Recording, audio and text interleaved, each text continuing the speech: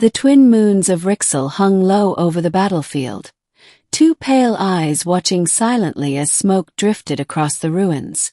My boots crunched over shattered obsidian plates, armor fragments from a dozen different alien species, some still steaming. The air smelled of ozone, burned fuel, and something coppery I'd rather not identify.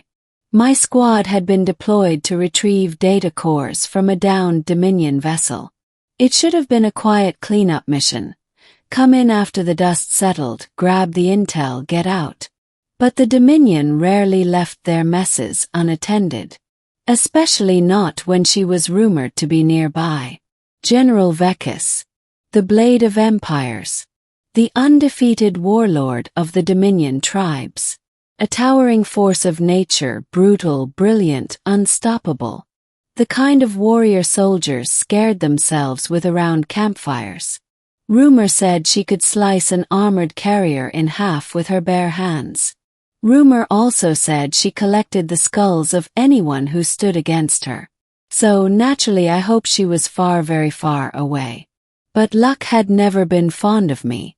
The Dominion vessel loomed ahead, its hull cracked open like a colossal metallic ribcage. I scanned the area, rifle up, senses sharp. Scanner says movement, Corporal Ree whispered behind me. Could be hostiles. Could be survivors, I replied.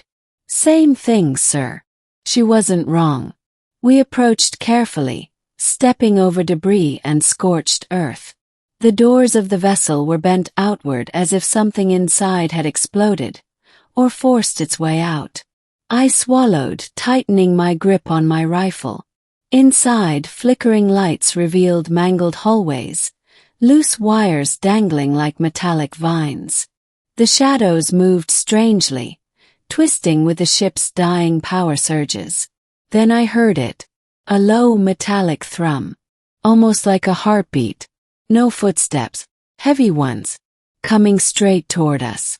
Back, Ree whispered urgently, but it was too late. The darkness ahead unfurled, tall, broad-shouldered, armored in plates of dark crimson metal etched with glowing runes. A massive war spear rested over her shoulder, longer than my entire body. Her eyes burned like molten gold. General Vekas. The rumors hadn't done her justice. Her presence alone felt like gravity, heavy, crushing, undeniable. She stepped fully into the dying light, gaze sweeping over us like a blade. Ree's breath hitched. Another soldier muttered a curse. But me. I just stood there. Not out of courage. Not out of stupidity. Still. Her gaze locked onto mine. You, she said, voice like a low growl of thunder. A human. And the only one not trembling. Her attention was suffocating, like being pinned under the weight of a star. But I didn't flinch. Couldn't. Something instinctive inside me whispered, if you break eye contact, you die. Vekas tilted her head, predator-like. Why do you not fear me? Behind me, Ree whispered urgently. Sir, don't provoke her. But I raised a hand, silencing her, and answered simply. Fear won't make a difference. A strange expression flickered across Vekas's face. Amusement. Curiosity. It was impossible to read on those war-marked features. Interesting, she murmured. Her spear tip dipped, right toward my throat. Still I didn't move. Her eyes narrowed. You truly do not fear death. I fear plenty of things, I replied evenly. But you're not here to kill us. The spear froze. A bold assumption. Your vessel crashed. You're injured. My gaze drifted to the subtle limp in her right leg, the dented plate near her ribs. If you wanted us dead, we'd already be dead. Silence. Then, shockingly, a low, sharp laugh escaped her. Human, she said, lowering her spear. You have fire. She dismissed her weapon, collapsing it into a compact hilt and securing it at her waist. Up close, she was even more imposing, the armor humming with residual energy, the faint scars along her neck telling stories no historian could replicate. "My general," Ree whispered to me. "This is insane. We need to retreat, regroup, call command." But Vekas's voice cut through the air. "You will do no such thing." Ree froze instantly. "Your communications are jammed," Vekas continued. "Your ships cannot reach you. Your commanders cannot save you. You are alone here." The soldiers behind me tensed, raising their rifles. Vekas didn't even glance at them. Her gaze was still fixed on me. "You said I am injured," she said. "You have good eyes. Use them." And blinked. "You want medical assistance. Is that not obvious?" Ree stepped forward, hand shaking. "General Vekas, the blade of empires, wants medical help from us?" Vekas arched one thick brow. "Would you prefer I bleed out on your boots?" No, ma'am." "Then be silent." Ree nearly saluted. I stepped closer, scanning the damage. The dent along her side was deeper than I'd thought, likely pressing into bone. The limp suggested internal bruising or a mild fracture.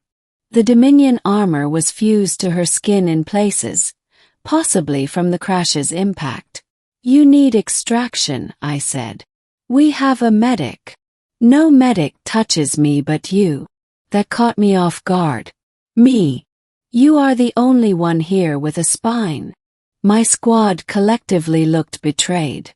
"I don't have Dominion medical training," I warned. "If I make a mistake, you won't." It wasn't reassurance. It was a command. We moved into a more stable section of the crashed vessel. Vekas sat on a broken support beam, watching me closely as I gathered supplies. My team stayed outside per her command. The whole time her gaze never left me. "You've seen many battles," she said. "A few.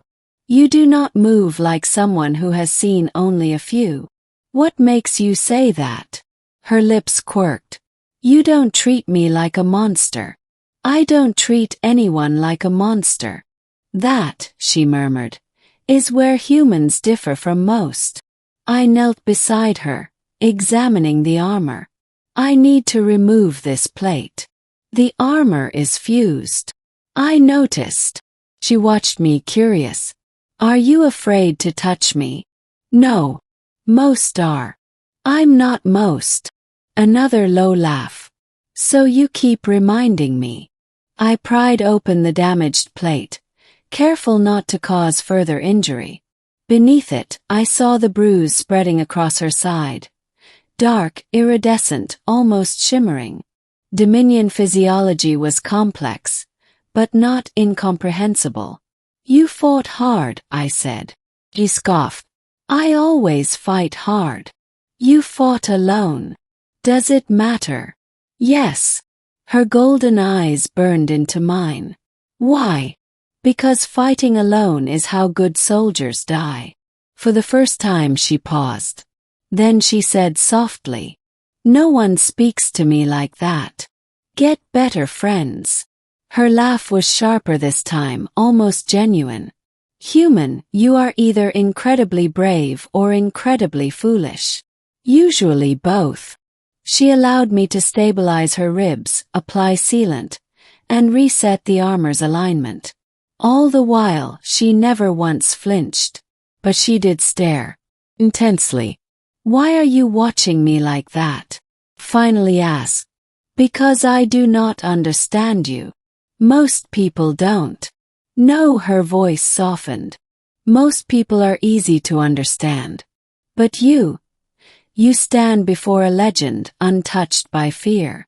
You defy death with calm eyes. You handle me without hesitation." She leaned closer, her breath warm. "You are either hiding something, or you are something the Dominion has not seen in ages." I swallowed. "Which do you think it is?" "I haven't decided." When treatment was done, she stood slowly, rolling her shoulders. The limp was nearly gone. "You have done well," she said. "Very well. Glad you're not dying. Do you truly care?" "Of course." Her expression shifted, something raw flickering behind those molten gold eyes.